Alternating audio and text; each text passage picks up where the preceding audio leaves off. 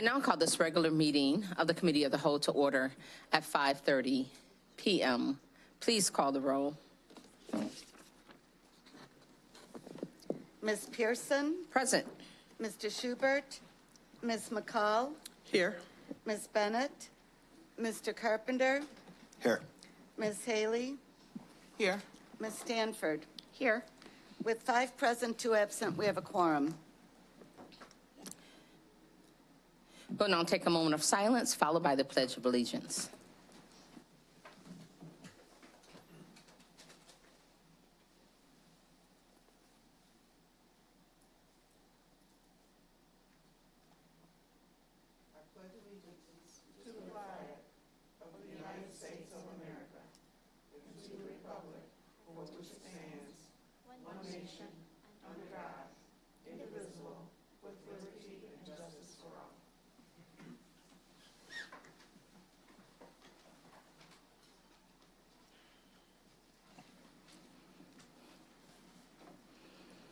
As we start each board meeting, it bears reminding that the mission of Rockford Public Schools is to collaboratively engage all students in a first-class, equitable education for a changing world. Before going any further, thanks to Ms. Kim Pedersen, who was working behind the scenes to produce the board's broadcast via YouTube, live stream, and Comcast. Are there any changes, correction, or additions to the meeting minutes? Mrs. Haley? Oh, no, I'm sorry. This is... Thank you. I do have some additions. So in the last minute meetings, there was discussion about SOAR Academy. And the comments that I made in regards to SOAR Academy and 5th graders transitioning was not a part of the minutes.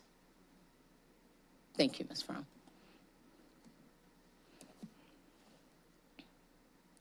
Ms. Stanford will now lead the stakeholder, internal, external stakeholder committee portion of the meeting. Thank you. You're welcome.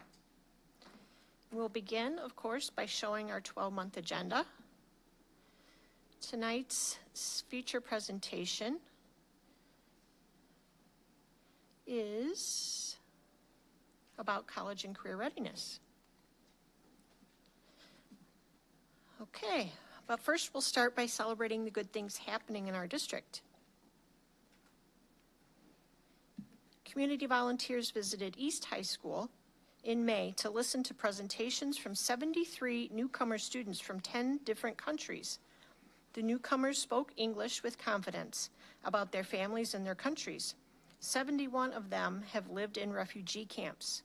Their stories were very inspiring. Dr. Kenny Lee from Western Illinois University came to Auburn High School to give a rehearsal clinic for orchestra and band students. In addition to conducting WIU orchestras, Dr. Lee also conducts the top Chicago Youth Symphony Orchestras and is conductor-elect of University of Iowa orchestras. Dr. Lee also is a mentor to current RPS 205 student teacher, Alexandra Daggart, who is working with Marshall and Auburn orchestra students. Auburn students enhanced their musical abilities and learned about the life of a professional conductor and musician. On May 4th, the Jefferson High School Band and Choir performed for the Trills and Thrills Music Festival in Chicago and received the highest rating possible for their performances.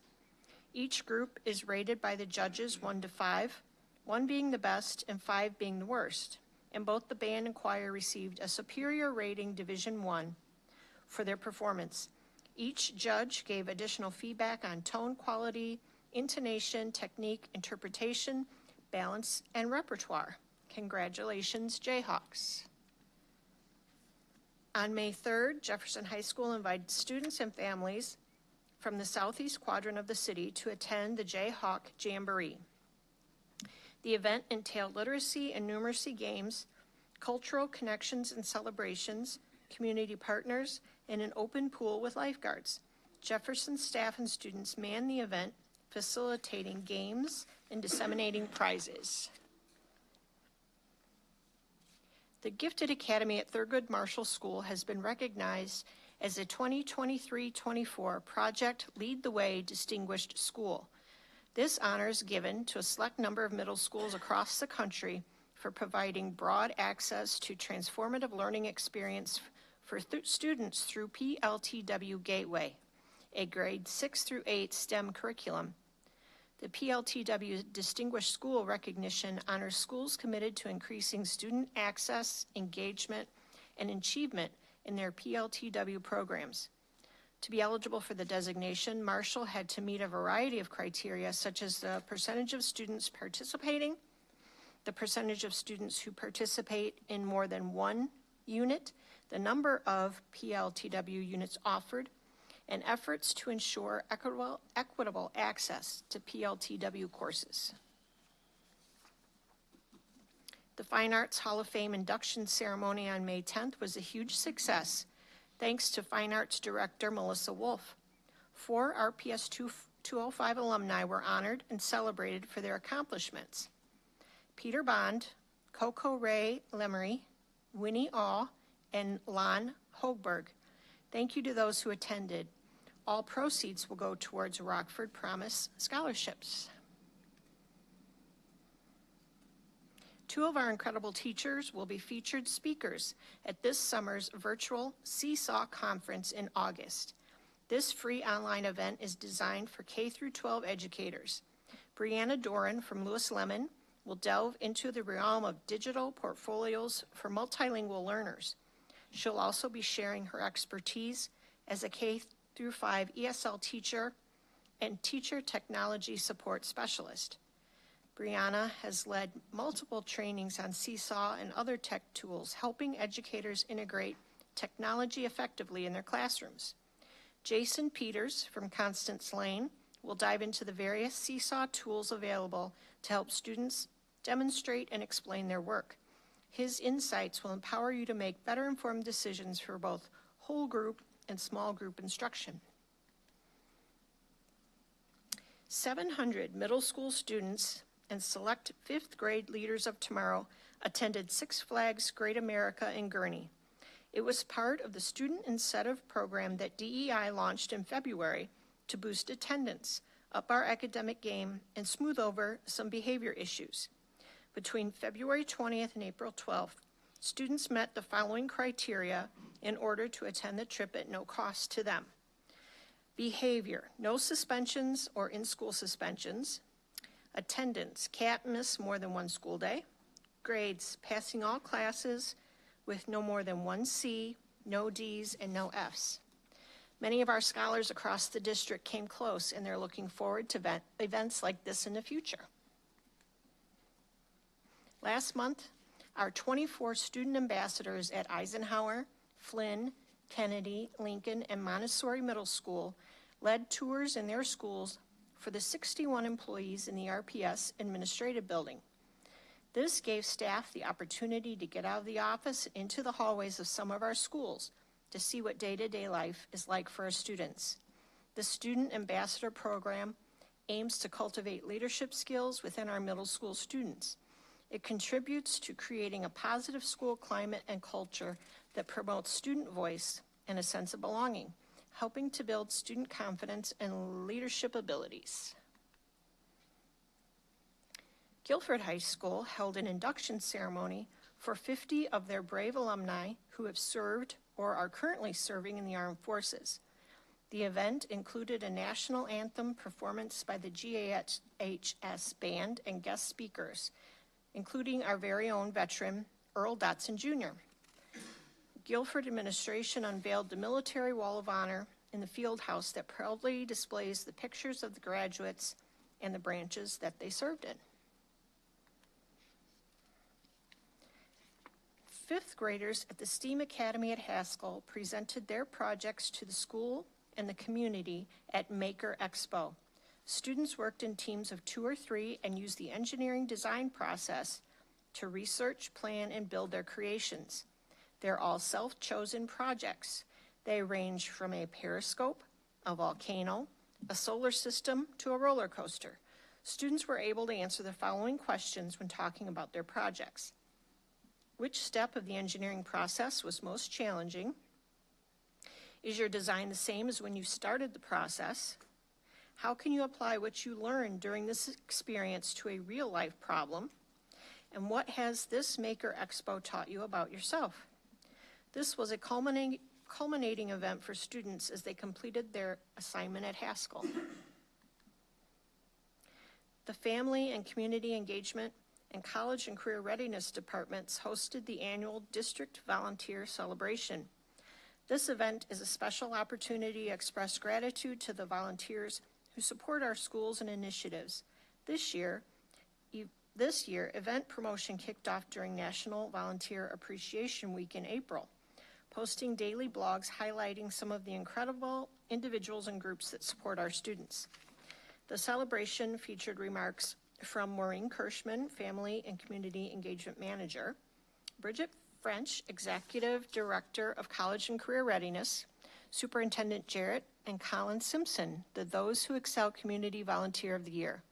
The Superintendent's Student Advisory Council members welcomed 125 attendees to enjoy the food, festivities, and the beautiful Sinisippi Gardens, all accompanied by music from DJ Latemko.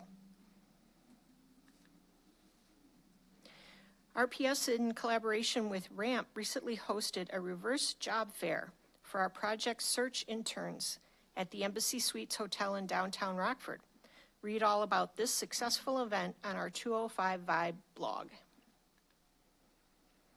On May Day, 300 freshmen from Auburn High School cleaned up garbage on curbs, in parks, and right-of-ways on the west side of Rockford. Keep Northern Illinois Beautiful provided all of the equipment for students, including gloves, pickers, and garbage bags. We kicked off and celebrated 26 RPS 205 employees who are embarking on a new journey. The RISE, Rockford Inspiring School and Community Excellence Program, is for current RPS employees in student-facing positions like paraprofessionals, parent community liaisons, behavior intervention specialists, and others to earn their degree in elementary education. The RISE program is a partnership with RPS, NIU, and Grow Your Own. In collaboration with Rockford Promise, 243 7th and 8th grade RESA middle school students were recognized for attaining a 3.0 GPA. They were encouraged by the opportunities available through Rockford Promise if they continue striving this way through high school. In addition to Promise Scholar speakers, Mayor Tom McNamara also spoke to the students at this Junior Promise celebration. Rockford Rivets and United Way Rock River Valley launched the Little Rivets Reading Club. Students can set achievable reading targets and track their progress. Participation includes 2 free tickets to one of the first 6 Rivets baseball games in the 2024 season. Superintendent Jarrett was on hand to announce students from Cherry Valley, Lewis Lemon, Welsh, and Rolling Green elementary schools, as well as Lincoln Middle School, who are enrolled in this home reading program. And now for our feature presentation, I'll turn the floor over to Bridget French, RPS 205's Executive Director of College and Career Readiness.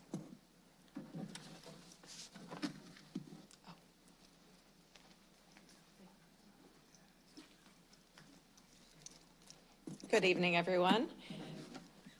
I am here tonight to share with you more of the exciting work that our department has been doing over the last couple of months.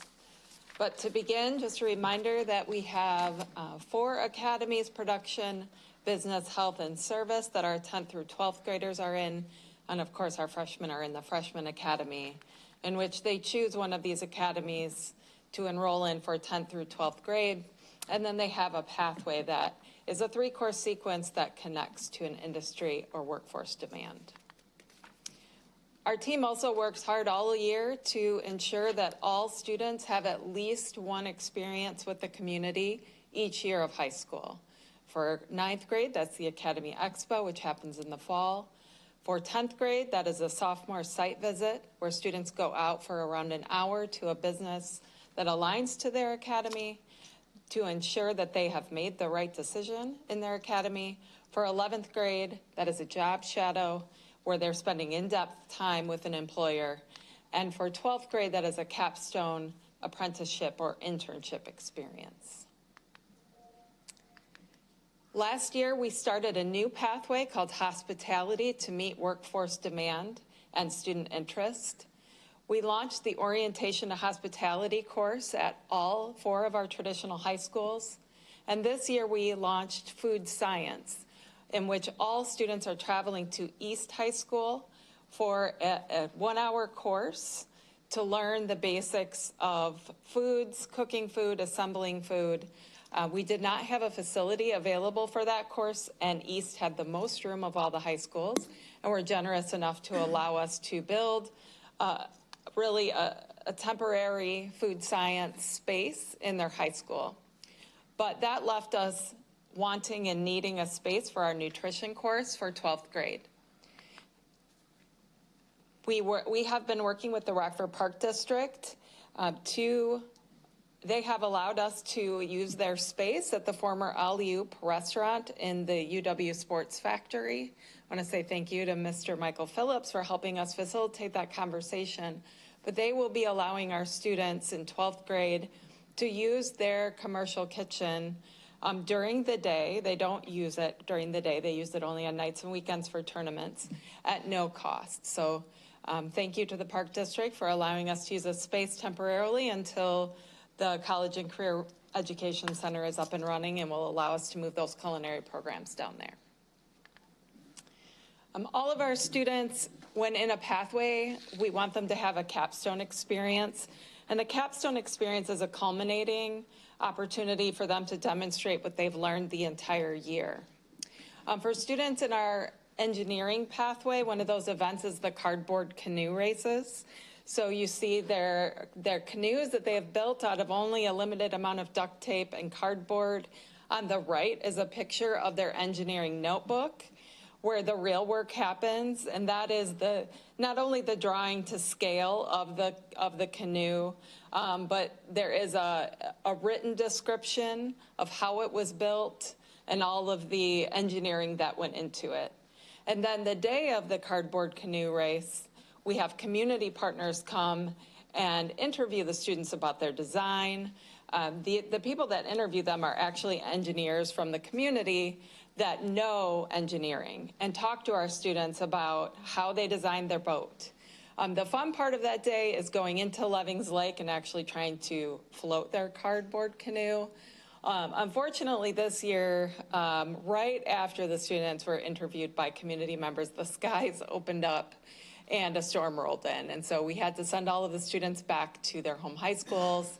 But the canoes did not get wet. We were able to, thank you to our RPS distribution team that sent trucks out quickly, and were able to come pick up the canoes and get them back to the schools for potentially a future use.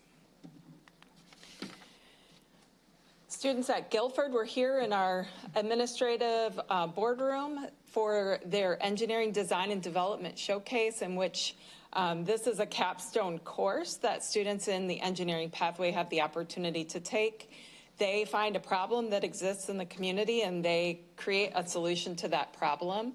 So we had students set up all over the room, and then members from the community and our central office employees were able to come down, ask students questions about the problem and how they solved it. And then there was a Google form that community members and employees were able to fill out to actually rate the students. How well did they solve the problem? How well did they do presenting the solution that they came up with? And that feedback actually was a portion of the grade that they received in the class.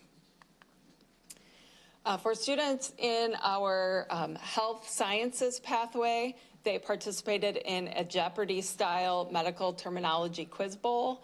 This was held in Rock Valley College's Student Center atrium. And this was an opportunity for students to essentially play a game with what they learned throughout the year, where a community member from the health community was reading the questions aloud, and the students were guessing the answers. Guilford won this year, which was an upset to East, who has won the last 4 years in a row. Ms. Stanford already covered this one, but our Auburn High School freshmen went out in partnership with Keep Northern Illinois Beautiful and cleaned up the west side. And part of our college and career readiness course is global citizenship and community service, so that this directly connects to that lesson. And then you also heard about the featured blog. So we have an academy coach on our team that specifically works with students with special needs, and she really took the lead in organizing this reverse job fair. And I have talked to her before this and learned that 5 students received job offers as a result of this. So that's really exciting for our students. And then last but certainly not least, we had external reviewers come to the Rockford community and visit East and Jefferson to evaluate whether or not they are operating academies with fidelity to the model. East received model status for their freshman academy, and Jefferson received model status with distinction, which means that they received a near perfect score. And then we had about 20 visitors from around the nation who actually came to Rockford to learn about our academies and what we do. They visited East, Guilford, and Jefferson and learned about the structure, teaching and learning, community partnerships, all the facets that go into academies. We have visitors here, and it's always a good reminder when people come from out of town to Rockford that we're doing amazing things here. We're doing amazing things at RPS. Sometimes we lose sight of that, and it takes outsiders to remind us of how amazing we are, and that was definitely the instance of the Inside On-Site event. So I'm happy to answer any questions you have, but that concludes my presentation. Does anyone have any questions? Yes, I just had a question regarding the opportunities that students have to participate. We have the freshman year, the Academy Expo, and then you had at the bottom, my question is about the career apprenticeship programs. Mm-hmm. What is the process or the criteria students have to meet to be able to participate in those opportunities? In apprenticeship specifically, or any of the 12th grade benchmarks? For the 12th grade, what else was a part of the 12th grade? So 12th graders, we want them to have a capstone experience, an apprenticeship or a pre-apprenticeship in this case, because they have to be 18 to enter into an apprenticeship or an internship. But a lot of our students, internships are often unpaid. So that's part of the impetus of developing the work study program, which I'm currently working with some of our partners at the state level to recognize work study as a 12th grade experience, which it is currently not recognized through the state as a benchmark, an official benchmark. But the reason why work study is important to be included is because a lot of our students cannot participate in an unpaid internship instead of going to work. And our work study program rewards and supports students that are working outside of the school day by putting a job coach to support them at their place of employment. So we do have a number of students participating in unpaid internships. We have a few partner employers who offer paid internships, but those numbers are pretty small because a lot of our students work.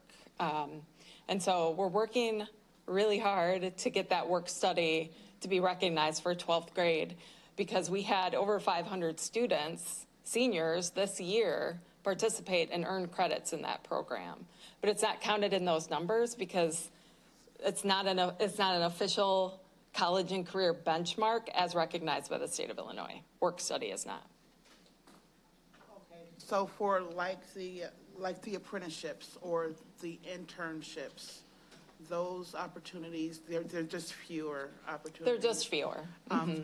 In the areas, what areas do we have those opportunities, like in the career fields? Sure. So our internships currently are in manufacturing, education, IT, and I think that's it right now. Our paid internships are solely in manufacturing, and our apprenticeship opportunities they vary with the trades unions. So we work closely with Project First Rate to advertise all of the apprenticeships that are available to our students through the unions. Thank you. Sure. Anyone else have any? Ms. Pearson? Yeah, just a quick question. You mentioned a capstone experience. So I'm assuming that that's their entire senior year, or is it just a semester and they start at the start of that semester to conclude with the capstone? So the capstone is really a project, not a class. So the capstone is the culminating, what you might think of as a final exam, though we don't offer final exams anymore. So they would work on something either the entire year or the entire semester and present that project at the end. So the criteria for it to be a capstone is that obviously it covers the majority of the content of the year or the semester, that it's presented to a community member and engages some sort of community or industry standard. So it varies by course depending on, what the project is and whether it's year long or semester. Really depends on the course. Okay, thank you. Sure. Anyone else? One more question. Regarding the job shadow, I saw that there was 90% job shadow throughout the district for student participation. I think that's awesome. Are these job shadows usually half a day or a full day? They're a half day, and we have worked with the schools team to streamline it so that each academy goes for one entire week. So, for example, like the second week of April is Health Academy Week. So all juniors at all 5 high schools are going on a Health Academy job shadow that week. It helps with volunteer recruitment. It helps our schools because they know exactly these 4 weeks of the school year are when all of our juniors are going to be out of the building doing job shadows. Helps with chaperones. The 90% is really attendance, students that didn't come to school the days of the job shadows. But all juniors are offered a job shadow. So yes, half day. Okay. Mr. Carpenter? Thanks. So on that 90%, I guess, going back to that slide, the 90% was, you said, because of students' attendance, and then is that the same for the 95% for the site visit? Yeah. Okay. Yes. And then the grade 12, 25% is, a lot of that is availability of the internships and Correct. career apprenticeships. Okay, Yes. thanks. And then on the National Career Academy Coalition Model Academies slide, Yeah. there were some other academy, you mentioned the 2 that got special, or that got high marks, I guess, and then there's a couple others that are highlighted. Sorry. Yes. And I was just wondering, did they also get some So, special yeah, recognition? sorry. The ones that were highlighted in a solid colored box have already received model status in previous years. So, the red, blue, and gold colors indicate that those schools have already earned model status or model status with distinction in previous years. Oh, okay, great, thanks. Sure. Anyone else? Thank you so much. Thank you.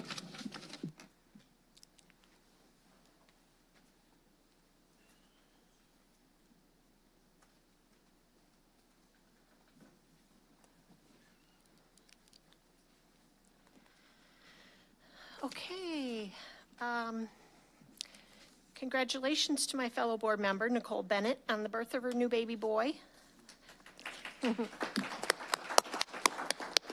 The board and cabinet members held a baby shower for Nicole before the May committee of the whole meeting. Mom and baby are doing well.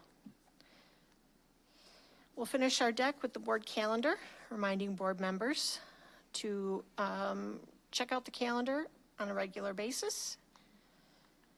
And if any board member has any reflections on any events that you've attended or interactions you've had in the community, now would be the time. Anybody?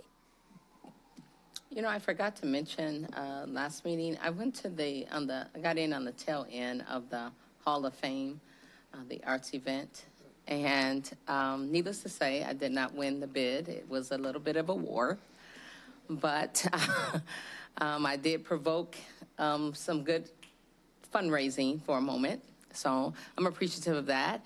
And so I just want to acknowledge that the team did a very good job in that. I missed the band for Marshall, but it was a nice event. Thank you. Anyone else? Okay, that concludes our report. Thank you very much, Ms. Stanford.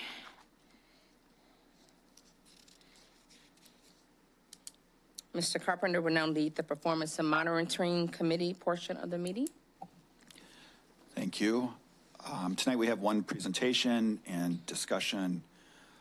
Christina Miller, Director of Accountability, will be presenting the results from both employee engagement and school quality surveys, as well as the Standards of Service survey results. RPS values hearing from our employees and families, and these tools allow us to monitor our progress year over year. Thank you.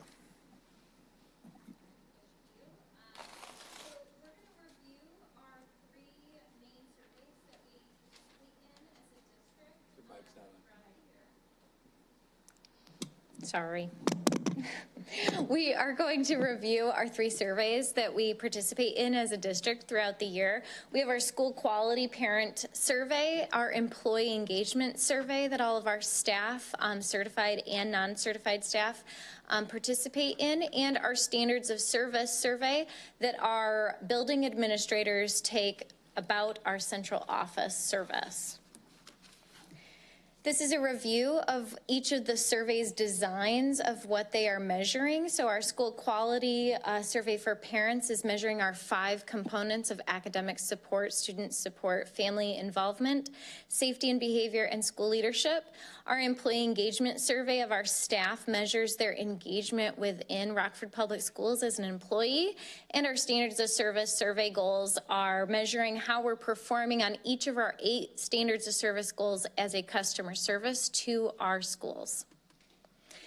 This gives you an end value of how many people took each of the surveys. As you look at our school quality survey for our parents, you can see that we held steady about the same percent, about 37% average participation rate.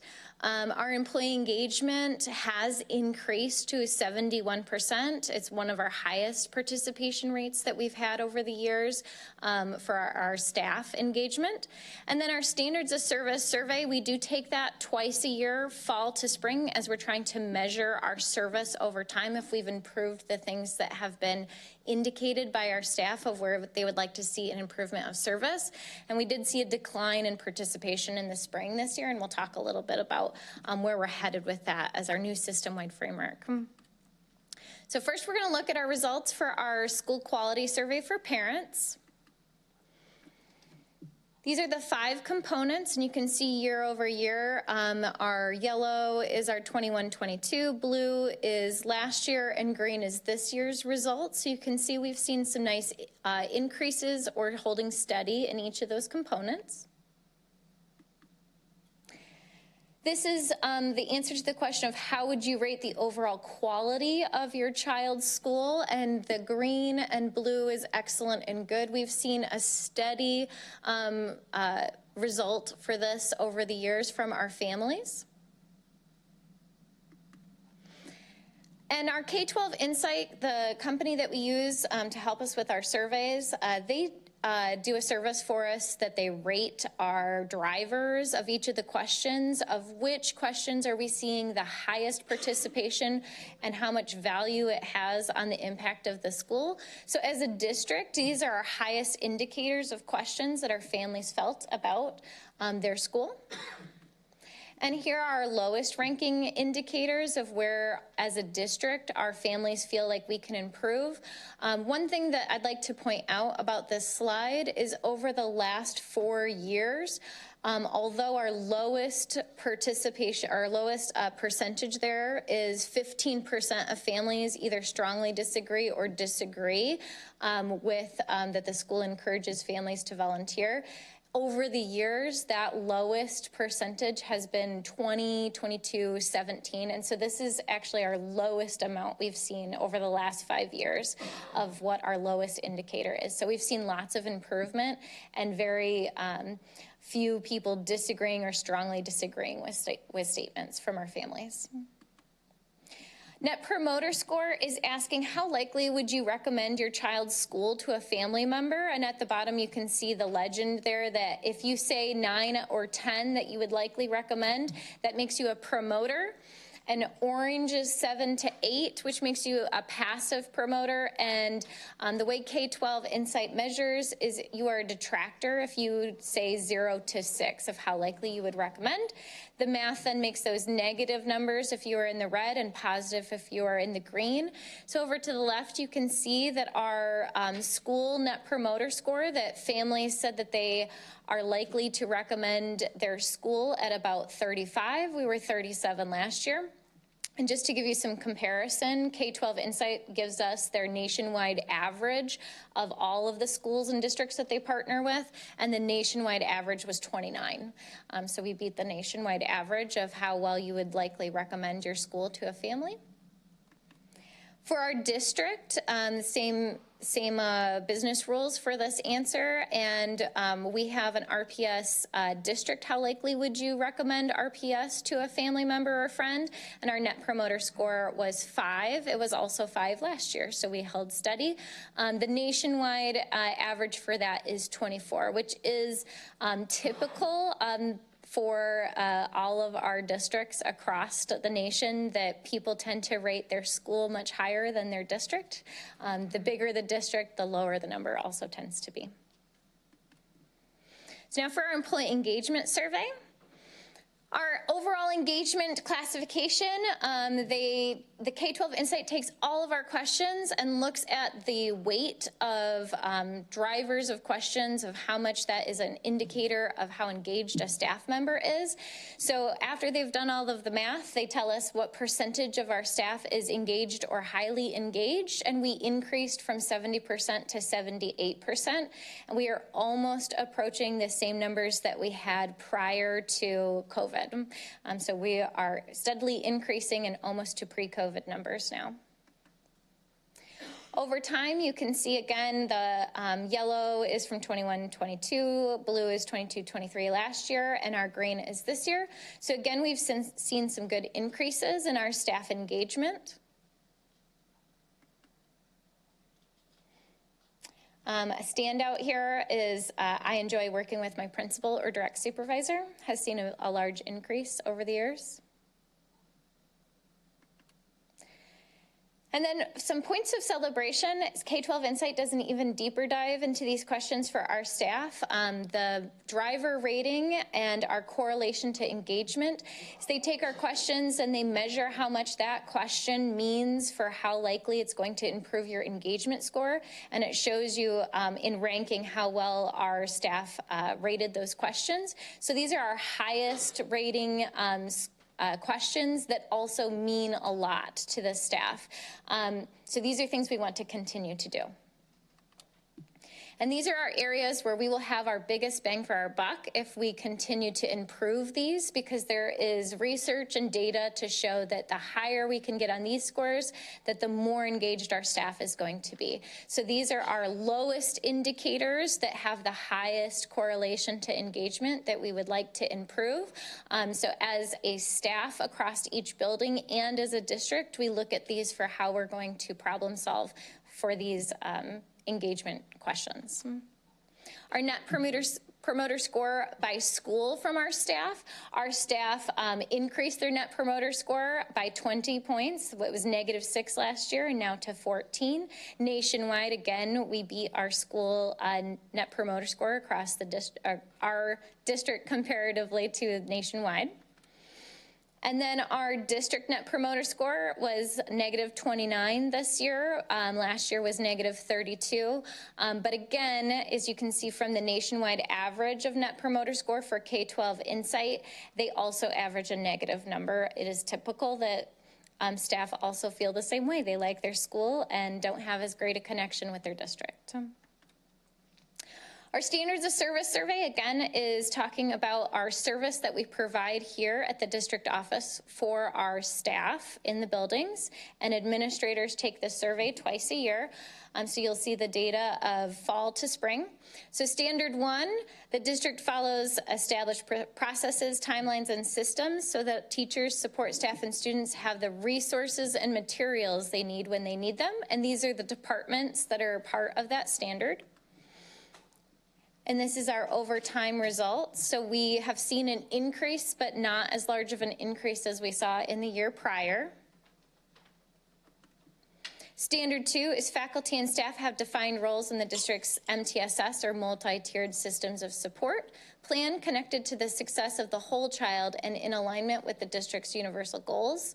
And you can see the departments that relate to this standard. We've been holding steady all year at 76% for this.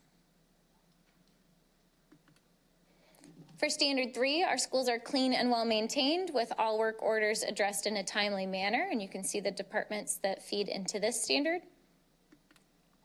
This is one of our highest standards that we see results for, and we've been increasing but also holding pretty steady on this one being one of our highest rating standards of service. For standard 4, we're looking at professional learning is available for all staff who support students aligned to the universal goals and standards of practice and accessible and easy to navigate. This one we've seen a nice jump from the fall to the spring. For standard 5, this is our surveys and other data collection tools drive both customer service improvement and school improvement. This one's been holding steady as also our second highest standard of service results. Standard 6 is access to high quality and diverse staff members throughout the district, but with special attention to schools and classrooms. And every year we see a nice jump from fall to spring that this department is obviously doing some work to improve their results on that standard of service. Standard 7, accurate, timely, and relevant reports, dashboards, and corresponding systems will be delivered to all schools and meet the needs of end users. And this one is our highest ranking standard of service, that this one's been increasing as well.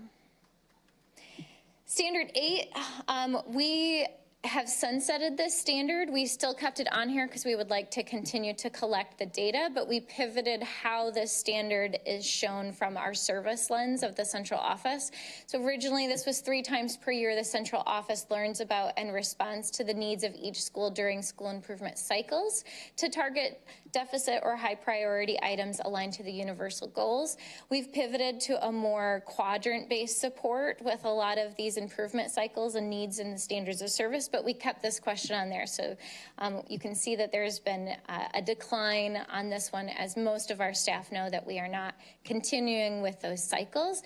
And you will hear more about this in your board retreat coming up, for where we're pivoting for our system-wide framework and our new standards of service. And that concludes the survey presentation, if you have any questions. Does anyone have any questions? Ms. Haley? I do. When we are looking at the net promoter score for the district, and the question, how likely are you to recommend Rockford Public Schools to a family member or friend, there's slide 10, and then there's slide 18. How are those different? One, I believe, is this one is for our staff. Staff, how likely are you to recommend to Rockford Public Schools to a family member? And then I believe slide 10 is our families, our school quality. That's what I missed. Yes. Thank you. Okay. Ms. Pearson? Thank you. I noticed on I'll just say the areas of improvement, increase in employee engagement, on the equity imperative and vision. So, of course, it raises a question, are the needs, those who specifically need what they need, the things they need to be successful, are we really making sure that our scholars are getting what they need? So as this segment, is it safe to view as an area of needs improvement? Are you asking, did this move down? So, or yeah. This is a fairly new question. This wasn't on there 3 years ago. This is just our second time we've asked this question. So it has been on there last year, but we don't have long trend data for this question because this question, sorry, my eyes there. I think it says the district is moving in a direction that reflects our equity imperative and vision. And 3 years ago, and all prior trend line that we have of this, the question said the district is moving in a direction that reflects our mission and vision. And we changed it to include the equity imperative. Okay, thank you. I have a couple questions. For the standards of service survey, so are those just yes/no questions? They are, I'm going to get to the question here. So it says resources and materials. It asks for each of these departments how satisfied, highly satisfied, satisfied, neutral, dissatisfied, highly dissatisfied, at how well they met this need. Okay, and then are those results are compiled somehow to get to those percentages, I guess? Yep, that's our how many people said average or above average satisfied. Oh, okay, I see that on the top, sorry, thanks. And then I think you mentioned that there was a lower response on that survey, and I thought you said we were to address some reasons for that? Or? Yes, so our schools have given us feedback that the 2 times a year standards of service survey is cumbersome to take all of these surveys, and because it is a survey that they take about every single one of those departments that's listed under there, and then they also have the opportunity for verbatim feedback that they can do open comments. They felt it was very cumbersome and that they felt like it was not really addressing how they felt like they could have their needs met. And so our new standards of service will be more of an authentic trying to problem solve the needs that they can get from the central office towards their goals for school improvement planning, for their universal goals, and their summative designation with the state. Okay, and that survey is for principals and assistant principals? Yep, right now only principals and assistant principals take it, and that will be changing next year with our new standards of service. Oh, so what will it change to? At the board retreat, you'll hear more about it, but it's going to be more staff and certified staff at the buildings will each get to participate. Okay, and then for the employee engagement survey, is that all employees can take that? All employees, so bus drivers, all of our part-time employees, certified staff as well. Okay, and is there any way to break down if, the responses are more positive from one group of employees than other groups, or is that not done? We don't have a breakdown in the type of position of what the position. We have participation breakdown in the type of position.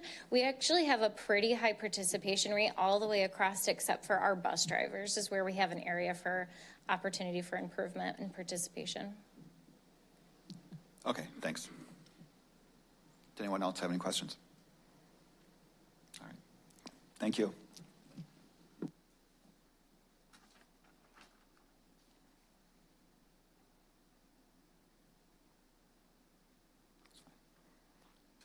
And our last item tonight is to preview the consent agenda. Are there any comments or questions about the consent agenda items? I just was wondering if Mr. Brown can speak a little more on the depositories investment.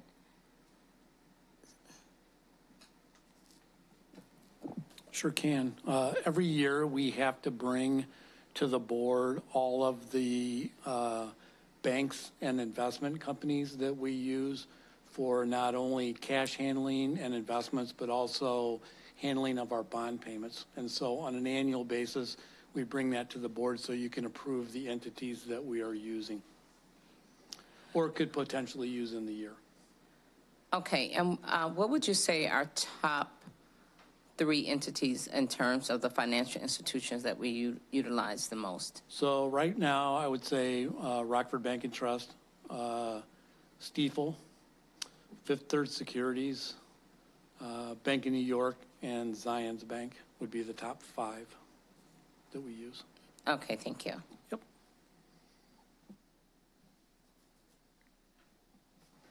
I'm sorry. 1 moment, please.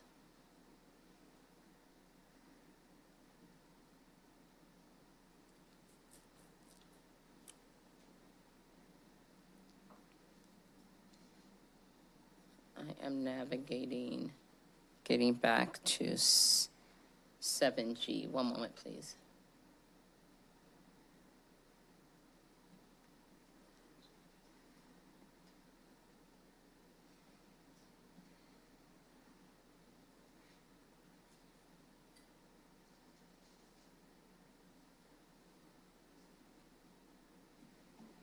It's my question, my answer is in the background of that one.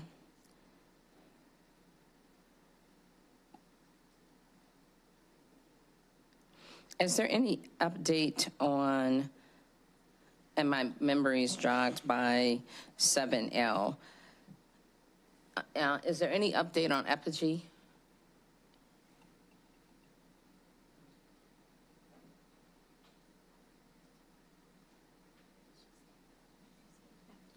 What was the question again? I'm sorry. So we're looking at a software. It was kind of like a one-stop shop, Apogee. Am I? Yeah, Apogee. Okay, well, I was looking for our communications team here, but I'm happy to provide an update. Oh, Kim's here, so.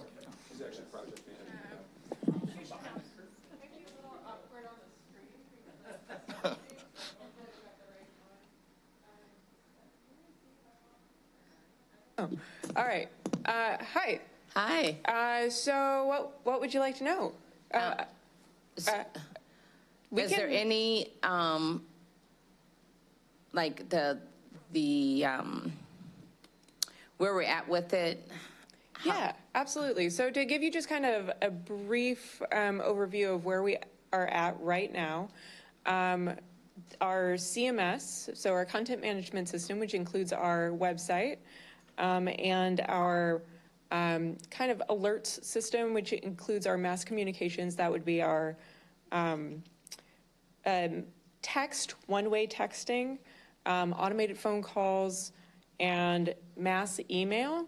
That would be what we currently use, School Messenger. Both of those things are going to be phased out on July 1, and we're going to be moving to ThrillShare, which is the platform that was created by Apogee. So that's the actual product. ThrillShare is the product, Apogee is the company. So right now where we're at is we've been doing trainings with school level employees that have been identified as an important member of the communication team for their schools. So we're about 20-ish trainings in because there's a lot of people to train. And we have migrated content from Final Site, which is our current content management system, our current website, to ThrillShare. So the content has been migrated. Now our team has to go in and do cleanup, to just like design cleanup and make it look, the way that we want it to look. So we're working on that. We're working on getting the social media connected because ThrillShare is also a social media management platform.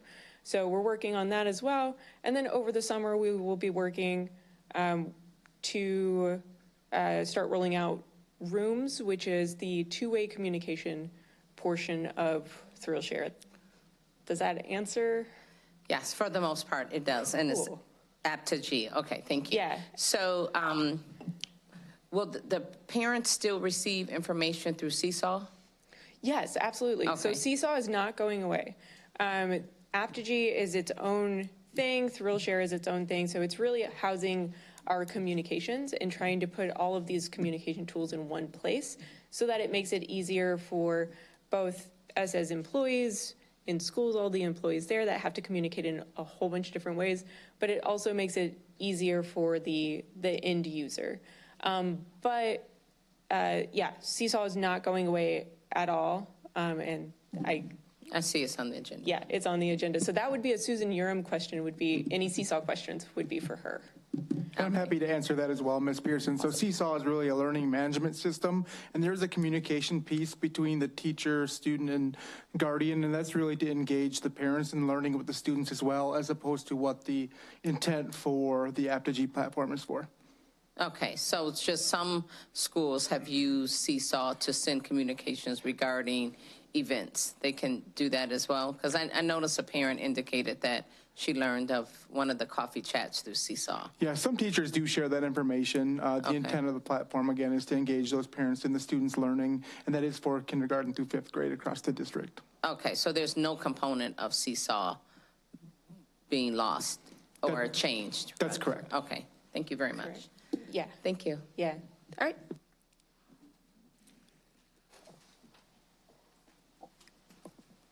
Did you have any other questions, Ms. Pearson? I do. Just for an understanding, on M, I'm scrolling. So, Screenify. Oh, is Susan here? She's not tonight, but I'm happy to answer any questions. Okay, one moment, please.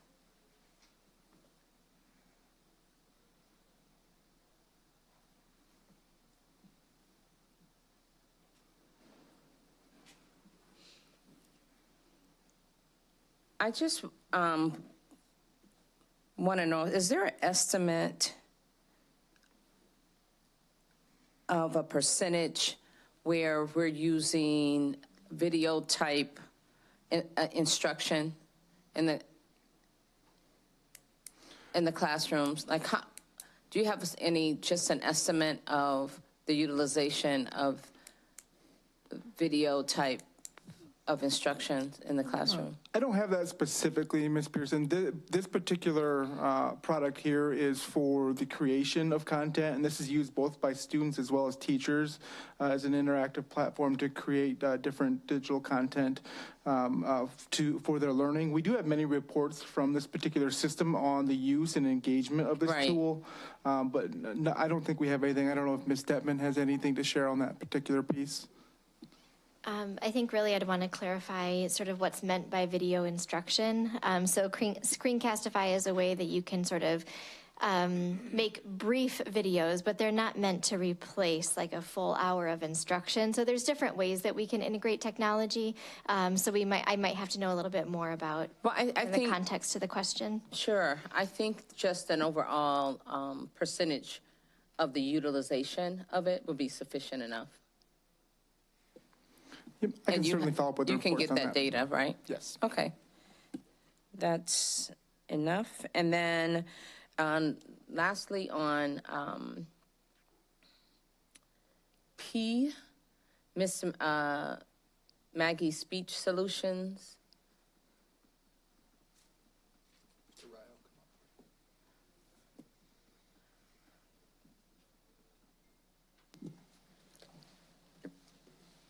So I guess the basis of this is to help identify those in need of an IEP? Or, Yeah. well, not necessarily IEPs, but special education overall? So currently we are at an 8.2 FTE deficit when it comes to speech language pathologist. She's an independent contractor. So if we find independent contractors that could come in and do the speech services and do the IEPs and anything that's revolve around IEPs, we hire these independent contractors. Okay, and so do you seek out the independent contractors, or are independent contractors like contacting or identifying you to offer their services? It's both ways. What we do is, we get bombarded weekly when it comes to like our staffing agencies asking us to, we've got speech language pathologists. I think this particular one was a friend of our friend that was looking for extra work when it comes to their private practice. So we found an opportunity to hire her. I see. So to be clear, the determining factor in utilizing Miss Maggie's speech solution was basically by referral? For this one, it was referral. Okay. Like I said, we have vacancies to fill, so I'm scooping up any independent contractors or Absolutely. staffing agencies I can come across. Okay, thank you. Yep. Welcome. That's all I have. Thank you. Ms. Haley? Mike, it's for you. So my question is regarding Q, the Embrace customizations. Yep. I understand that this is an addendum to something that, you know, the contract that was approved in March. Can you remind me what the cost of the software was overall? Do you The have overall, which year? Because the first year was $43,000, and then each additional year is $60,000, and right now we're paying $90,000. 90,000 was the original that was approved in March, and this 20,000 Sorry. is an addendum? The 43 was for this year from March to June 30th. That basically Okay. gets the transfer of all the IEP information from PowerSchool into Embrace. Starting July 1st is your normal, annual contract with Embrace, and that's $60,000. Okay. Normally, we pay $90,000 to PowerSchool, and Embrace is a much better product. Will you still be using PowerSchool? No, in any way? PowerSchool is PowerSchool off boards on June 30th. Okay. My question is for this customization. Yes. Is this customization, is this cost just for a one-time customization, or will this cost reoccur if you find that you need another customization? It's basically to have a pool of cash when it comes to if we come across, like for example, we needed to have a single sign-on, which was something we weren't anticipating as a cost. Psychologists have checklists that we usually use when it comes to eligibility checklists. That was another cost. I just didn't want to, come back to the board every month for $500 or $1,000. We figured $20,000 would basically get us through this first year, and we probably won't need this moving forward because we'll get all the customizations out of the way in the first year. Okay, that helps. Thank you so much for that clarification. I'm sorry, I have one more, and it's regarding the Star Renaissance expansion. So, you have that one? Okay. Well, no, you go ahead. And I would just want a clarification. Actually, I had one before that, but the Star Renaissance expansion, I know that we were using 2 and 3. What prompted us to do the 1? I think that's what that is. What do you mean 2 and 3? Let me look at the contract here.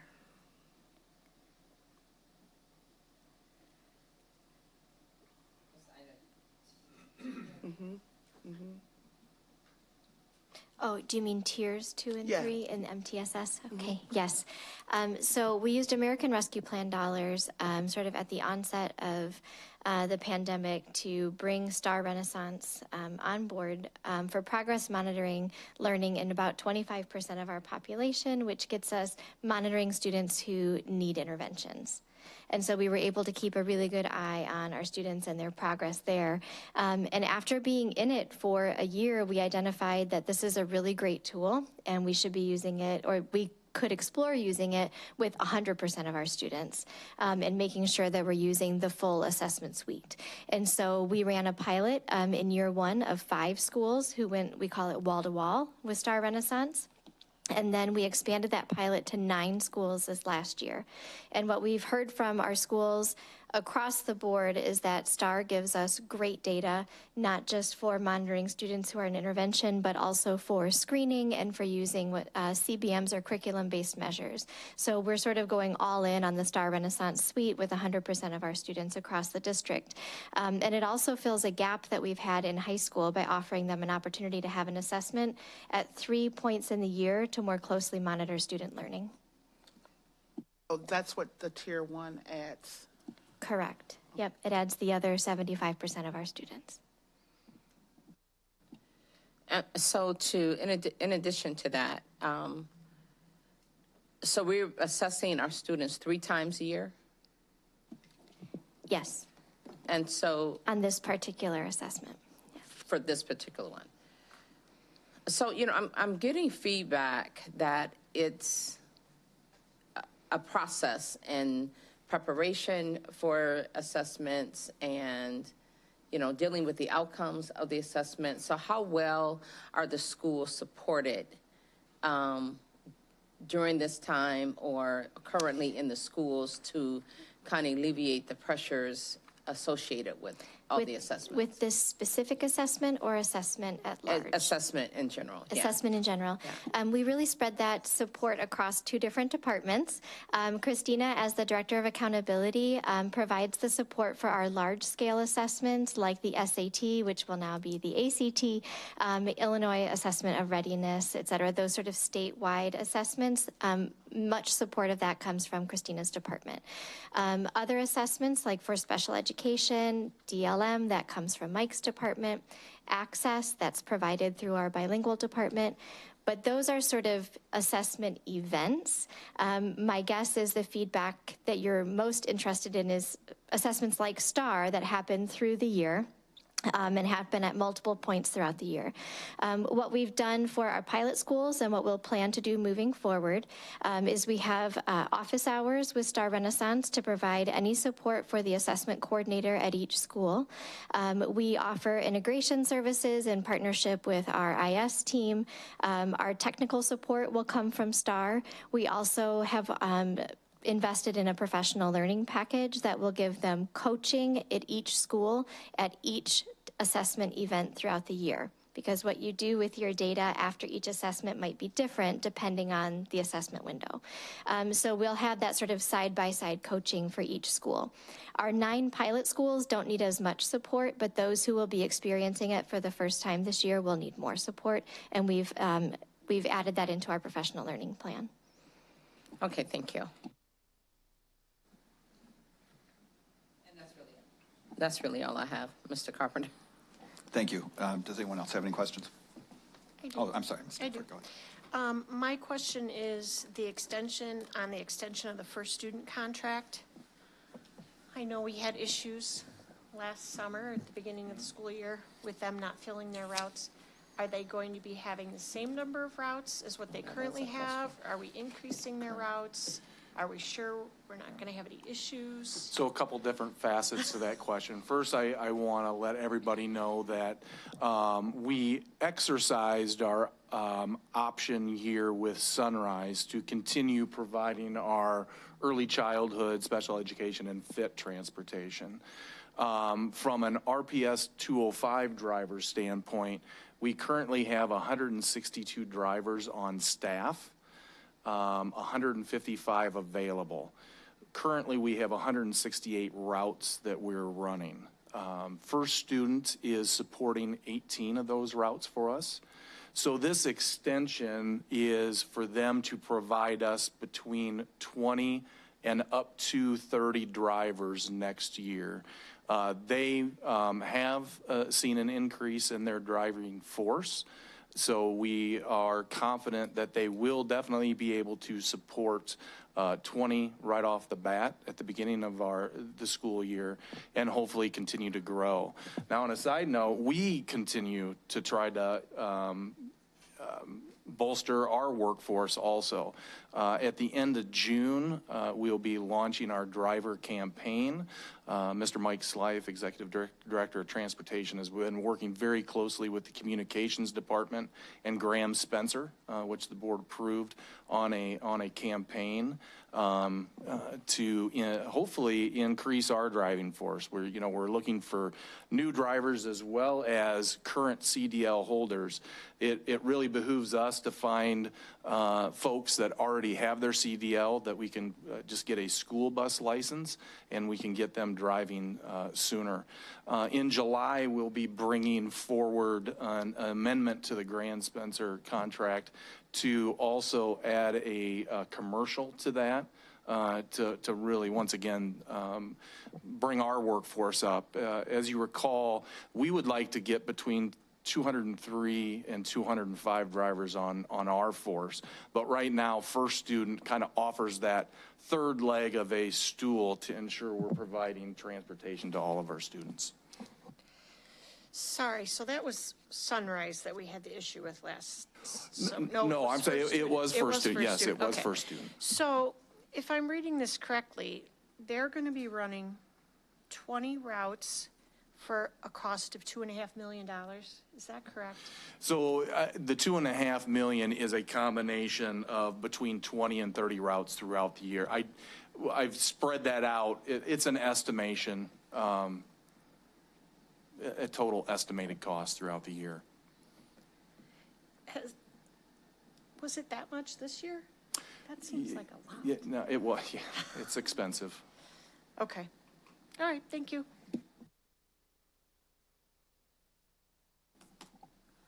Did anyone else? Oh, Ms. I'm Haley. sorry. Yeah, just a point of clarification for me, for you, the Rosecrans contract extension. It's been extended from July 1st, oh, I'm sorry, to September 30th, 2024.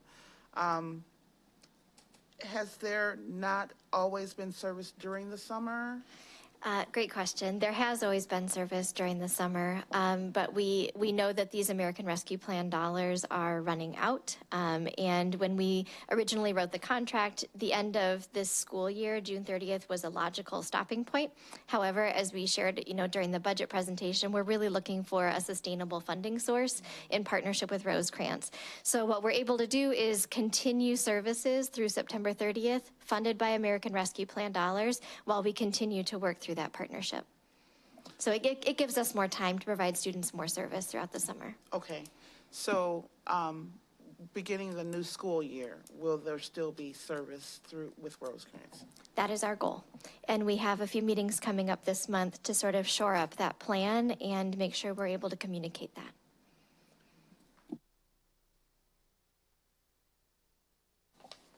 Any other questions? That concludes the work of the Performance Monitoring Committee tonight. Thank you. Thank you, Mr. Carpenter.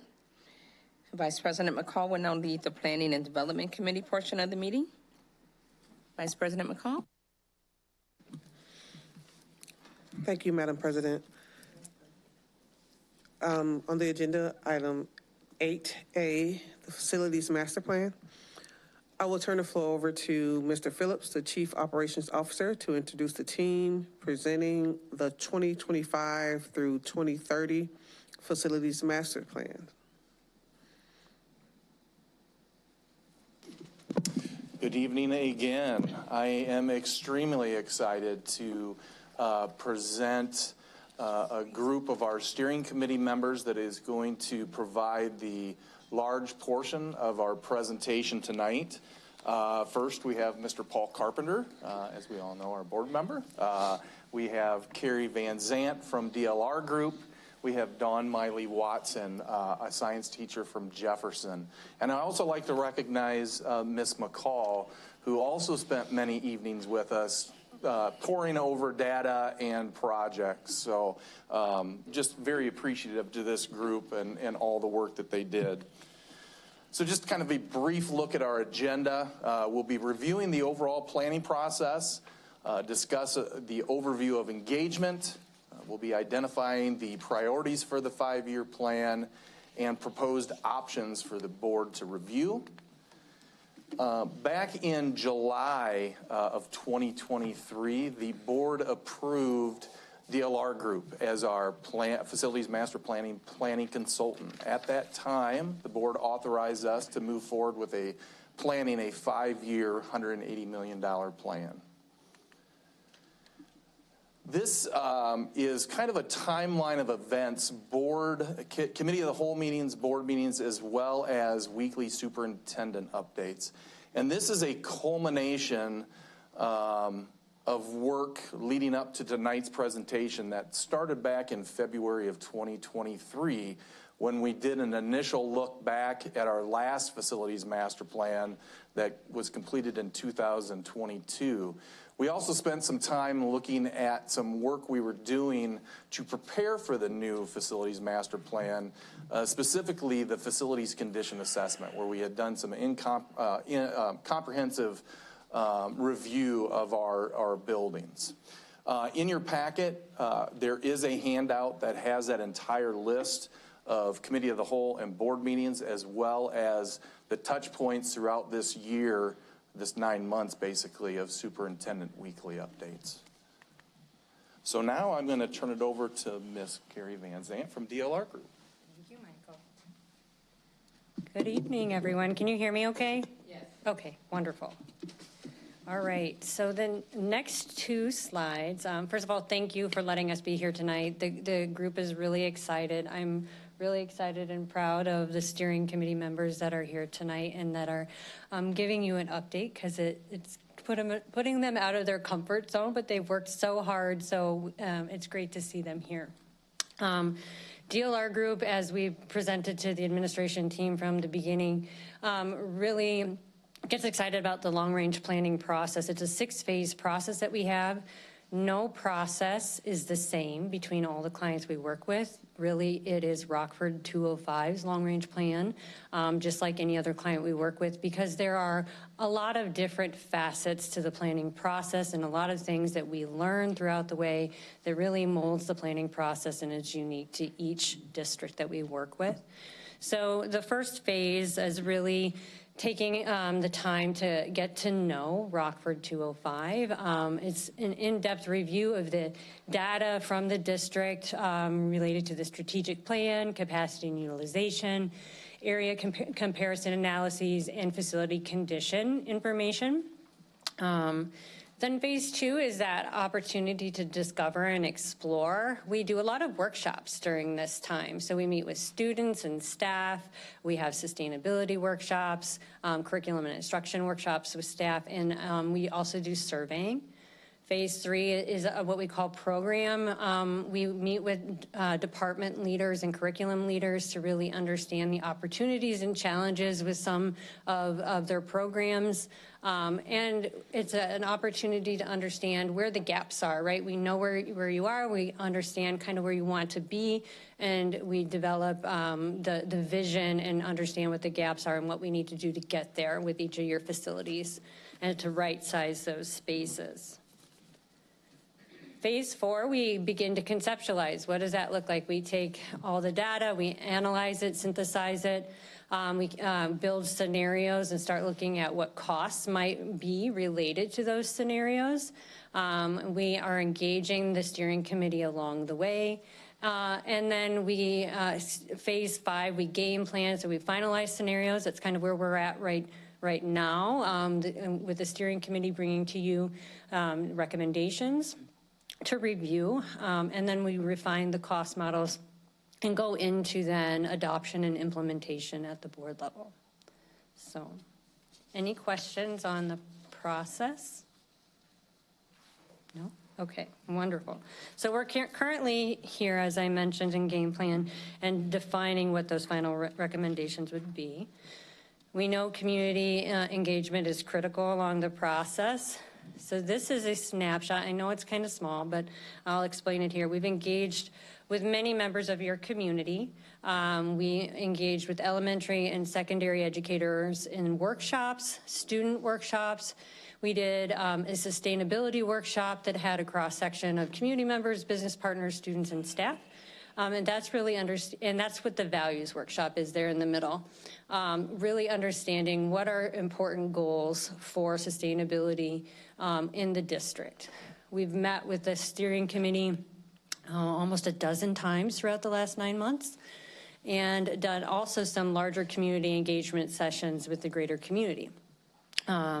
As a summary, the major takeaways from the engagement, and there was a lot of alignment in each of the engagements, I'd like to say, but really addressing baseline needs so that students and staff feel safe, secure, and equipped to learn was a resounding theme that came out of the process. All right, so our process to getting to the scenarios that the steering committee members will share tonight include that the existing studies and data about the condition of the facilities, capacity and enrollment of the schools, and neighborhood and student information. And then we go through the community input sessions, understand programming needs, and really work to understand the vision of the future for teaching and learning with Rockford 205. And those go into creating the 3 scenarios that we'll review tonight and lead to the final recommendations. So I'm going to hand it over to Dawn, and she's going to walk through some additional information on the process.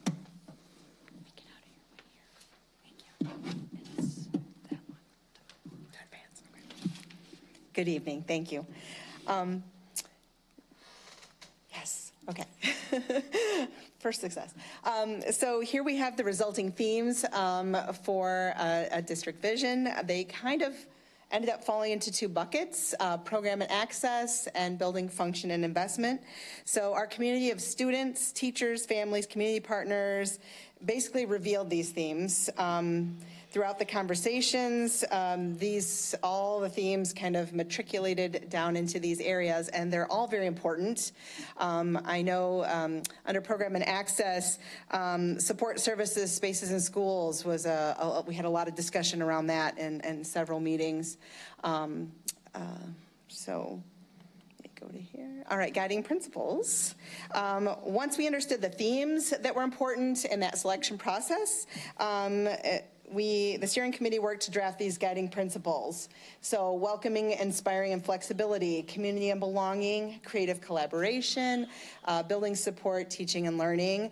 And those guiding principles really were like a North Star to kind of guide our decision-making and recommendations. We came back to these principles when things got a little challenging, a little difficult, and so that we could recenter ourselves and move forward. As Michael mentioned earlier, we know that we had to work within the 180 million. We knew that a portion of that were the key projects and that the rest would be under the functional building requirements. And then the proposed projects for the 5-year plan. We reviewed a lot of information related to faculty condition, capacity, enrollment needs, program needs, special programming, there were all kinds of information. The steering committee identified these as the ones that need the most, would affect most of the students and most of our population. Once the committee confirmed these projects that were proposed, we went back to the community and did a survey again with the staff to make sure that these aligned. And they did reconfirm where the steering committee was going, and so it aligned with our discussions. And in the appendix, there's some additional information there and more detail if you have questions on that or need more detail. And then I will turn it over to Paul. Thank you. So then when we determined out those 2 different areas, we broke it down to key projects, which are on the left of that slide. Those key projects include the College Career Education Center renovation, 421 backfill at Auburn and Guilford, which is using the space that is currently being used for facilities that will move to the College Career Education Center and repurposing that to be used for other educational purposes. And the Newcomer Center renovation and K-8 expansion. The Newcomer Center renovation is a proposal to construct a center for the newcomer students who are new to not just to the district, but to the country, that is more of a one-stop shop to provide all of the services that they need when they first arrive here. The K-8 expansion is addressed for the IB, International Baccalaureate Program at Conklin, and STEAM to expand to 6th through 8th grades, and also for Barber to have appropriate spaces to support a K through 8 population. So those key projects composed about $57 million of the $180 million budget. Then the functional building requirements are listed on the right, removing the mobile classrooms, the student support area improvements that we heard about, which are providing spaces for the increased need for students that need special services like speech or other special education services that don't need a whole classroom but need individual spaces. There's also auditoriums, site logistics, walls and doors at Carlson, Gregory, and Marshall were an important thing that we heard a lot of from the community and from our staff members. There's also ceiling and lighting upgrades, doors and hardware, and restrooms. So then we came up with 3 scenarios, each are $180 million, and they're each include a lot of the same things, and so what this slide shows is what the differences are. And scenario A and C are very similar to each other. So scenario A, which is the Facilities Master Plan Steering Committee recommended scenario, includes that IB would expand at Conklin where it's currently at, with an addition there to support the 6th through 8th grades. STEAM would expand to West Middle School for grades 6 through 8, and they would be joining the students at West that are currently there from the attendance boundary and from Kappa. Scenario C, which is similar, the difference is that STEAM would be expanding at Kennedy, joining students at Kennedy from their attendance boundary. And then scenario B, which is different than those other two, is that IB, STEAM, and Kappa would all be housed at West. These students from the West attendance boundary would then be would go to other middle schools, and West would basically be repurposed as a special program school. The scenarios are more outlined in one of the handouts in the folder, and it's also on board docs. It's the sheet with 3 columns on it, and scenario A is on the left, scenario C is on the right. And that, I think it's important to show all the things that all of the scenarios include. So it's got student support areas, $44 million. All the scenarios include that amount for those areas. The walls and doors that we talked about at Carlson, Gregory, and Marshall are all included in all those scenarios. So there's a little bit of a difference in some of the scenarios for I think for restrooms, for ceilings and lights, because scenario B would cost less if we were expanding IB at West instead of building an addition to Conklin. So we can go through those in more detail at a later time. But I think those are the highlights of what the differences are and what the similarities are. So I'm going to turn it back over to Carrie. Thank you. Thank you, Paul. Nice job. All right. So as part of the process to come up with our cost scenarios, we did work, we worked throughout the planning process with independent cost consultants. And they look at the local Rockford market conditions. They also use their experience in building projects in various project types, not only just schools, to get a sense of the market conditions. And at this stage, we're very high level. We don't have definitive projects, nothing really scoped out, so to speak. So we're working at a cost per square foot high level view on how to assess things like an addition or a new construction or major, moderate, minor renovation. So we look at each of those categories, and they're defined here for you to take a look at it more closely to help us come up with what is the cost per square foot for that particular scope of work. So for instance, if there were an addition for student support related programs at one of the elementary schools, we would look at the addition square foot cost and apply that to the area or the size of space that is roughly allocated to that particular school to get that approximate cost at this level. in those cost per square foot numbers, there are inclusion of 1 year of escalation at this point, and some soft costs. So the soft costs are shown over on the right-hand side related to things like design and engineering fees, furniture, fixtures, and equipment, that's FF&E, technology, security, geotechnical, that means exploration of your ground and its ability to support the building addition. Permitting through different agencies, environmental coordination, say if there's abatement that needs to take place, testing and inspections, surveys, and site furnishings. So also to know, all of the 3 scenarios do include the items listed there, but the cost can vary. So a $25 million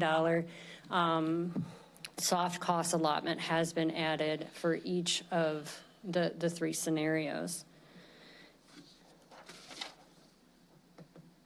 And then similarly, when we look at in a little bit more detail, when we're talking about like unit cost replacement, we look at door replacement, ceiling and lighting replacement, restroom and locker rooms, and we look at those on a unit cost, whether it's a whole door frame hardware replacement, and then cost per square foot for particular systems. So our next steps, now that we've shared the 3 scenarios with you all, the intent is for the board at the board retreat to discuss the different scenarios in more detail. We do have our final steering committee meeting scheduled for June 26th. So really that's the opportunity for the steering committee members to learn feedback that the board had from the discussions at the retreat and incorporate those into the final recommendations. And those, the steering committee will ask them to come back at the final presentation in July, and maybe Dawn and Paul, it may be other members of the steering committee, to give you their final recommendation. And then that will be your opportunity to adopt and move forward. Any questions? Madam President. Yes, thank you. Sorry. Sorry, two things that I just wanted to add. Sure, no problem. First, when I started, I missed a very important member of our steering committee, and that's Mr. Brent Pentenberg from the YMCA. So thank you, Brent. I apologize. The other thing before we launch into questions, I wanted to point out that in your packet you have a handout that says recommended projects. And that's basically a breakdown of all the projects that were on your scenario sheets, but also then lists by project what schools are impacted. The other thing I wanted to point out, when we get to restroom renovations, ceiling and lighting, doors and hardware, just because, we've invested a lot of money in our buildings over the past many years, but there's still a lot of investment to do. And we just did not have enough money within this 5-year plan to do it all. So what we are recommending is that those 3 projects, if the board decides, would continue to move forward for the remaining 5 years. So we're really looking at restrooms, ceiling and lighting, and doors and hardware as a 10-year project versus a 5-year. So now I'll turn it over, sorry. No problem, thank you. So, and this may fall in one of your categories, but I just want to highlight the need for handicap accessibility. So which category would that fall in? And if it's not in a category, I strongly encourage that we find room for handicap accessibility for some of, and I'm not necessarily in support of a workaround, because workarounds can not necessarily be safe. So I'm looking specifically on what we can do for handicap accessibility, because many of our schools. So we're going to find that in a couple different locations. First, you'll see that in our site logistics. Okay. And I'll just reference McIntosh off the bat. We understand there's a need for an ADA, an accessible sidewalk that gets us to the main entrance. So that's one example. The other is within our auditoriums. We also understand that a number of our middle school auditoriums specifically have some ADA challenges. So there is, that would be the other location. And then as we update restrooms, that's another location that you're going to see some ADA updates. Okay, and I definitely appreciate the efforts that have gone into this, but I also want to, I think it's worth taking a look at our schools that are not necessarily Kappa, that need, say, Washington for an example, what we can do to, my mind's going back to when we were there for the special recognition, and half of one of the rows of the seating was dangling off the hinges. So if we can consider how we're going to maintain our aging buildings as well. And again, there's a lot of information that I'm going to continue to look at, but I think it's worth mentioning that we don't want to, and we may have to sacrifice some, or consider sacrificing moving forward if we don't have a solid plan on what we're going to do for our aging buildings. Because we don't want to continue to build, buy new, renovate, and our aging buildings. And then what, you know, I know that the demolition, there's a segment on the demolition, and so what properties specifically will we be looking at in regards to that? I flipped pages, but that's just a thought as well. So at this point, we have no demolition specifically pointed out. Okay. Within this plan. Okay, thank you. Yeah. So can I step back? And I don't want to say demolition, but one of the projects we're looking at is removing our modular classrooms across the district. So if you think of Auburn, you think of Riverdale, Hillman, so there will be additions at those locations from a support services standpoint that will open up classrooms that are currently being used in those usages. It just gives us the opportunity to get classroom space back. So, and that necessarily may not be a demolition. We may have some opportunities to resell those modular classrooms. A number of them are in very good shape. Thank you. Any other questions? Okay. The Facilities Master Plan will be a topic at the June 15th, 2024 board retreat, and will be brought back to the board on July 16th for a vote.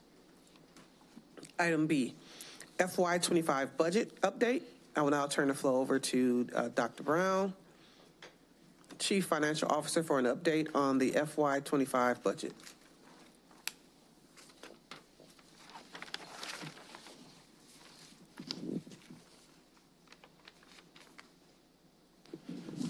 Don't really have a lot to update here. The main thing is we actually are at a point where we feel like we can move up the approval of the budget. I know typically we don't do that until September. We're actually going to be able to shoot to do that in August this year. We feel like we're in good enough shape. We're going to be able to do that. When the memo that was included in the board packet was drafted, the state actually hadn't finalized their budget yet. They actually did do that last week. The good news is they did allocate $350 million for evidence-based funding, so we feel like we're solid on that. Some of the other dollars we were hoping they might allocate for transportation, they did not do. And so we're anticipating that we're probably going to have a pretty big proration on transportation like we did this current year. That all being said, we feel like we have gotten to the point where we've got the budget balanced in the operating funds, you know, which would be the education fund, the operation and maintenance fund, and the transportation fund. Those are the funds that the state looks at as far as whether you have a balanced budget. Obviously, with some of the capital stuff we're talking about, we'll deficit spend in those, to be able to get some of this capital work done. But the operating funds, we will have a balanced budget on. So, any questions? Yeah, I do have a question. Go ahead. And my question may be answered in the next item on the agenda. I know that the state did increase early childhood education funding by about 75 million. They did. And I was just going to ask. Yeah, unfortunately, that's not allocated to us. Unfortunately, what they did was they said they were going to fund what they call the early childhood deserts downstate to be able to build programs in areas where they didn't have them. So unfortunately, on our early childhood grants, we're going to be level funded again for, I think, the 7th or the eighth year in a row. And so we actually are getting no extra money at all in the early childhood transportation allocation. Even though they allocated 75 million more, it was all to downstate districts that did not have any programs in place. So. Madam President, I'm sorry, Ms. Stanford. My question is about the 180 million for the master plan.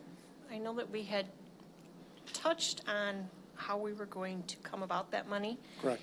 But we haven't talked about it recently. Is that going to be a discussion that we're having in the near future, or? It sure will be. Okay. Absolutely. All right. Yeah. Thank you. We've done some work on it. We haven't done a tremendous amount of work until we knew we were actually going forward with the plan, but it will look very much like what we talked about before, with using some available resources we've built up over the last few years, and then we will have to bond for a portion of the work.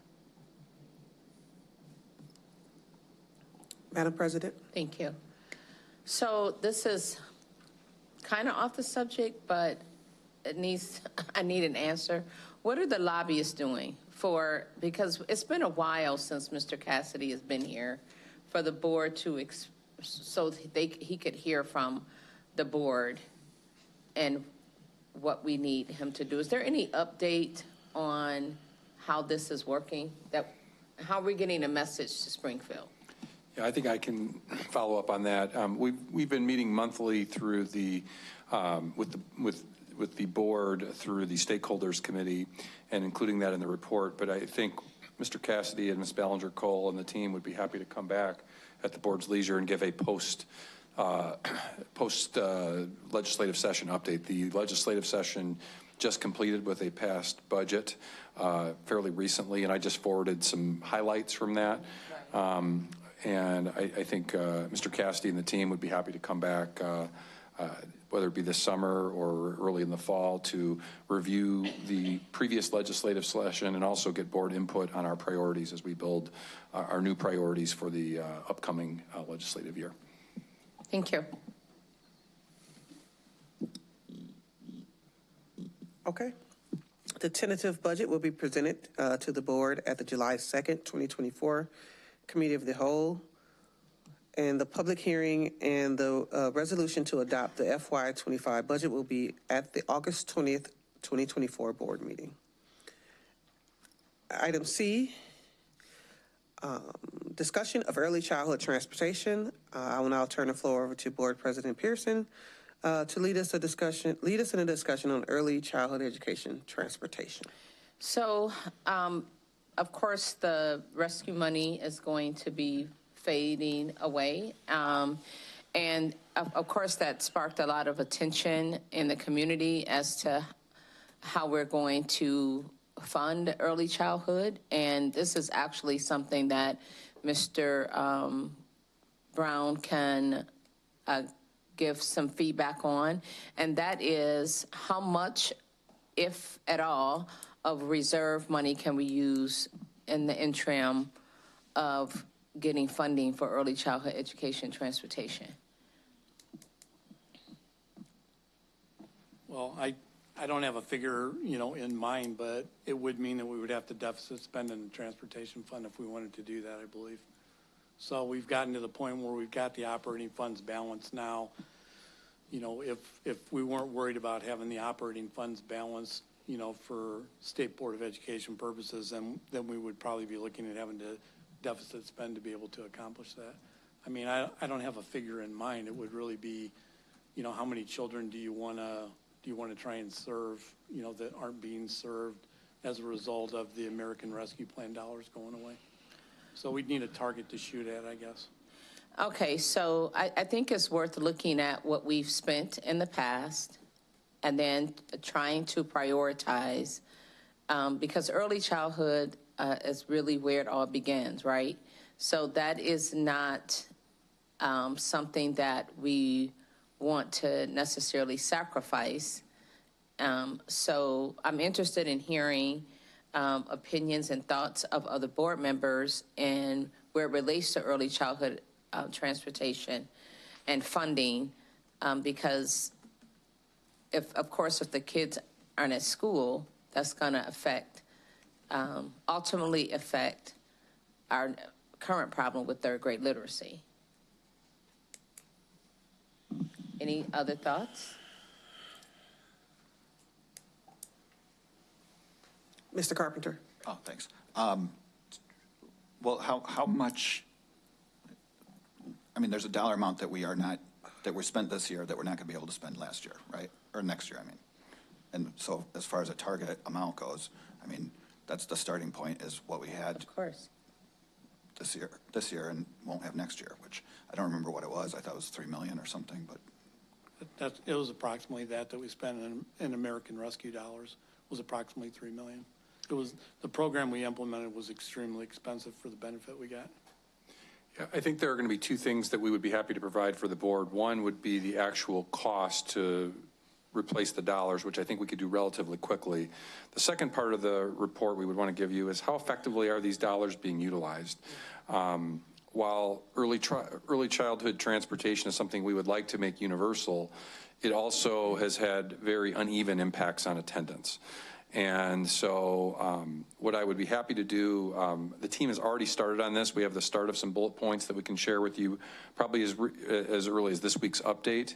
And then we would be happy to provide some additional data on historical, maybe we can zoom back to more like 5 to 10 years and look historically at how many students we've served, see what the actual impact was in terms of students served, and then we can kind of talk about not only what it would cost, but also what we have been getting for our money to determine, and so the board can make a decision on that, because deficit spending is not something we should take lightly for a reoccurring cost. Absolutely. In my tenure as superintendent, I feel really strongly that when you deficit spend in an operational area like building a facility where it's a one-time spend of the money, then that is a different proposition.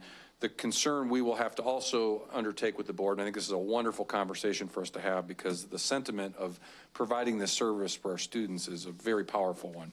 And I think it's something the board should contemplate. The issue will be, at what point do we then stop deficit spending on this? Because this will continue. As I look at Springfield and the priorities right now and what is going to happen to the revenue stream, while we can hope we will get additional funding for transportation, I think it is unlikely. And so we would have to go into this knowing that at some point we would either have to stop this or continue to make cuts in other areas. So I think what I want to do for the board, because I think this is a wonderful topic for us to contemplate, number one, what is the cost?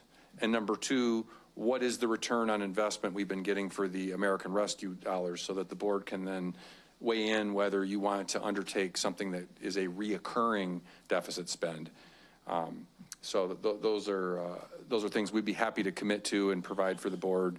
I think we could probably have in place for, I don't know for sure if we could do it by probably by the meeting coming up, or what do you think, Heidi and Kim? Would we be able to have the details by the next board meeting? The greatest challenge would be attendance. We have the other data, I think, that you're looking for, but attendance might be a challenge. We've been waiting on finalized attendance data so the board can have that. We can do the best we can for the 18th to be as close as possible. Because I don't think we want to wait till July, because obviously if the board is going to undertake this investment, it's something we'd want to do sooner rather than later, so families know going into the school year. So would it be okay if we committed to having that date, the finalized attendance data to the best of our ability to the board, and whatever we can gain before then, we'll get you in a board update. That is fine. So I want to be clear. I'm not 100% sold on using reserve funds for this. It is an idea. The attendance also played a factor, which has a ripple effect of the desired families that wanted seats that couldn't. So I'm really, I think I'm a little frustrated, and because it may be connected with, well, no doubt it's connected with legislation, but how do we really effectively meet the needs of our students? Because we have an attendance issue that goes without being said, and then so families that are willing to be there and could be there is not getting a seat because we have to save these seats for whatever reason. And I'm really trying to figure out how we can pull this all together that we can meet the needs of our families. So whether it is those that could be there and they can't because of a need, well, how do you meet the need if you can't get the kids there? And what are we going to do with those empty seats? So we really need to look at this, and I would not encourage deficit spending year after year. That is not healthy in anyone's budget. But I think it's a problem worth investigating and checking into it and putting the puzzles together and see what we can do to help our families as much as possible.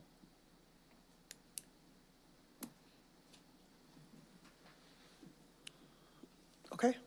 Thank you, Madam President. You're welcome. I will now go to item 9 on the agenda, the preview of consent items.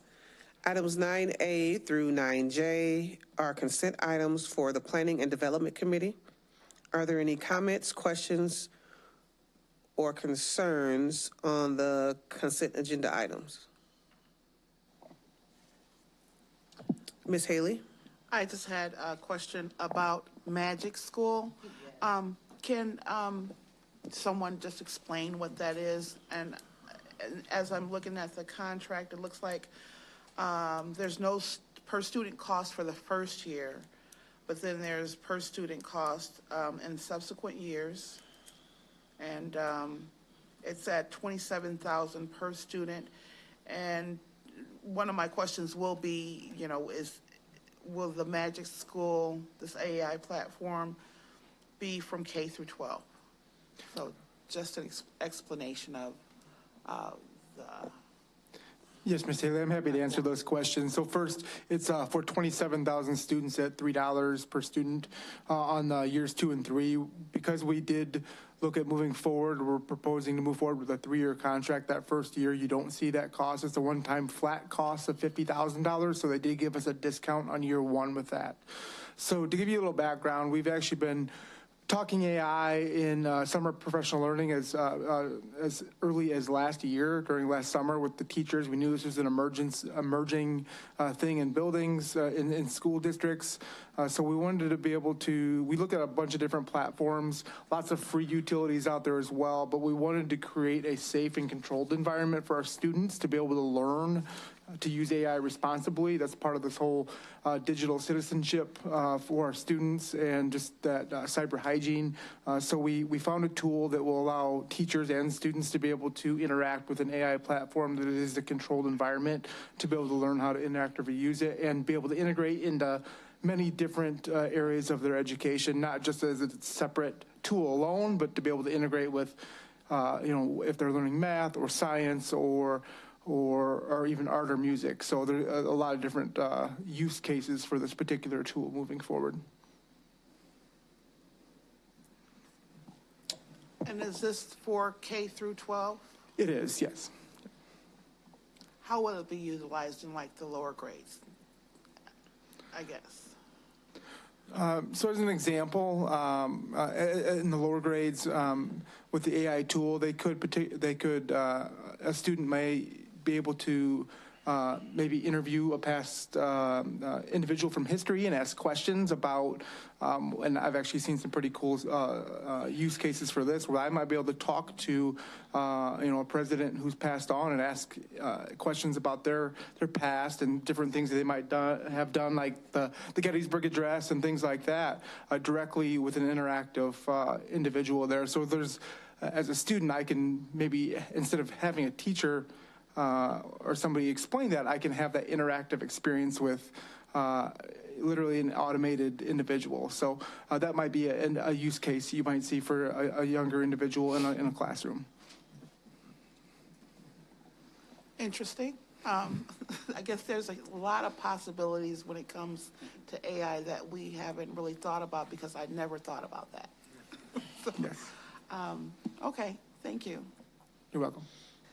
So Google is AI, and so I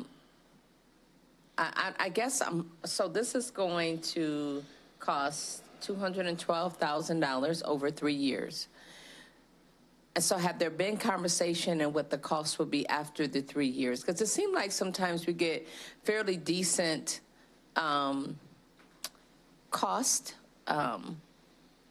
at the start of a relationship with the organization, and then once they have us, we're in there, and they do what they want with the cost. So is it really necessary for it to be K through 12, or is it just like a better price if you utilize more? Working with Susan Urim, the Director of Educational Technology, and she's been working closely with the curriculum team as well. We did see a use case for all grade levels for this particular tool. With any software contract, you will typically see an annual 3% increase. We have had discussions on what that might look like going forward. Right now, we're not hearing anything above that $3 per student, so that $81,000 per year after the first year. But anytime we have a software contract, we certainly go back and look at and negotiate those particular costs.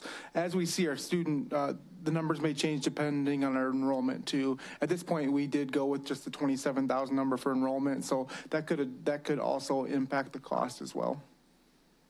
Thank you. You're welcome. Thank you. Anyone else?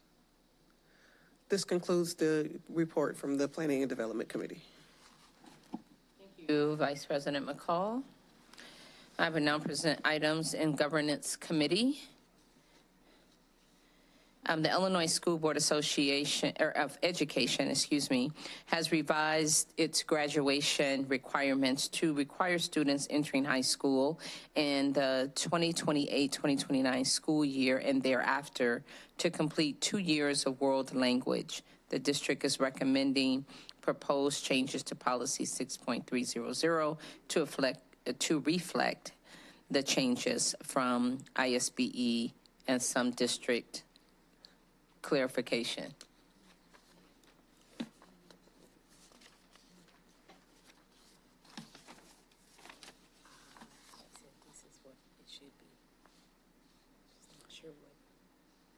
Okay, so I could have jumped to 10. Let's see.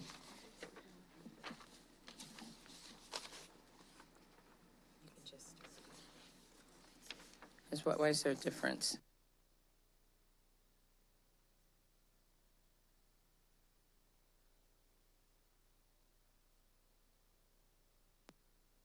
So just to clarify, is there not a change to 6.300? Who proofread this?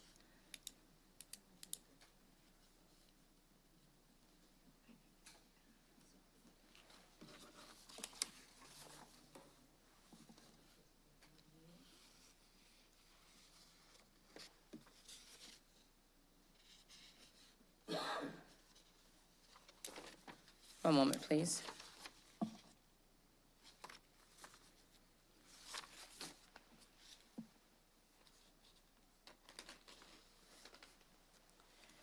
Okay, correction.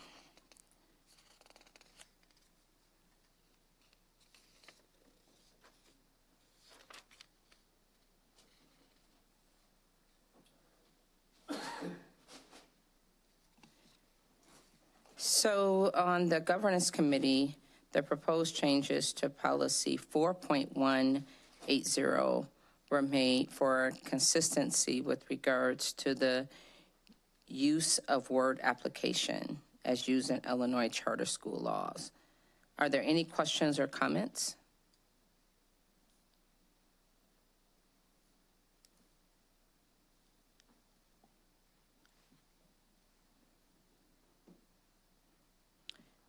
Okay, we're now on governance consent items. Are there any questions?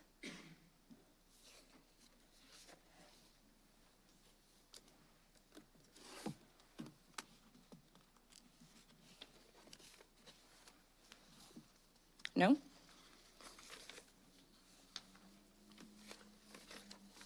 And there's no petitions for communication.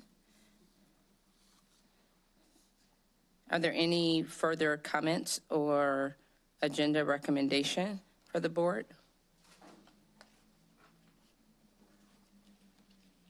If not, I'll take a motion and a second to adjourn.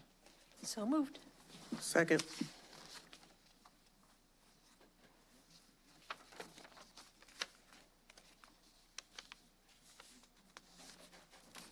Thank you. Mr. Brent, one moment, please.